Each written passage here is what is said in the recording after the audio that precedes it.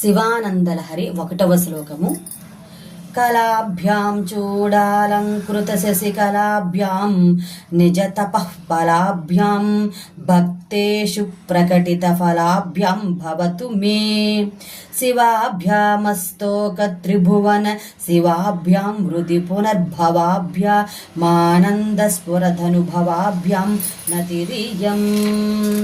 ఈ శ్లోకంలో ఆచార్యులు వారు ఏం చెప్తున్నారంటే, పరమేశ్వరునికి నమస్కరించడం వల్ల సమస్త పురుషార్థములు సిద్ధిస్తాయని తెలిసి సంసార సాగరం నుండి తాము తరించడానికి, ఇతరులు తరింపజేయడానికి ఈశ్వరుని స్తోత్రం చేయడానికి ప్రారంభిస్తూ నిర్విఘ్నంగా గ్రంథం పూర్తి కావడానికి పార్వతీ పరమేశ్వరులకు నమస్కార రూపమైన మంగళమును చేస్తూ ఉన్నారు.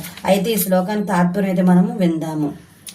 సకల విద్యాస్వరూపులను సెగలపై అలంకరించుకుని చంద్రరేఖలు గలవారును ఒండరుల తపస్సునకు ఫలంగా దాంపత్యమును పొందిన వారును, భక్తులకు అభీష్ట ఫలమును ఇచ్చువారును, ముల్లోకములకు అధికమైన మంగళములను ఇచ్చువారును, ధ్యానము చెయ్యవారు హృదయములందు మాటికి సాక్షాత్కరించువారును, ఆనందంతో పాటు స్ఫురించు అనుభవం గలవారును అయిన పార్వతీ పరమేశ్వరులకు నా నమస్కారం నగుగాక, నమస్కరిస్తున్నాను అని ఈ శ్లోకం యొక్క అర్థం అన్నమాట, అది తాత్పర్యం అన్నమాట.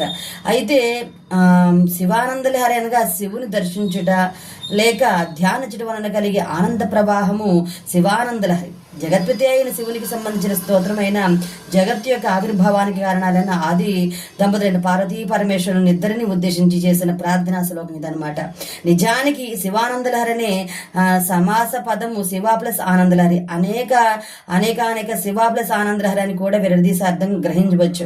శివ ఆనందలహరి అంటే శివ దర్శనం వలన కలిగే ఆనంద ప్రవాహం, శివ ప్లస్ ఆనందలహరి అంటే పార్వతీమాత ధ్యాన దర్శనాల వలన కలిగే ఆనంద ప్రవాహం. మరొక రకంగా శివునికి లేక శివకు అనగా పార్వతికి ఆనందాన్ని కలిగించే ఆనంద ప్రవాహాన్ని కూడా అర్థము చేసుకోవచ్చును.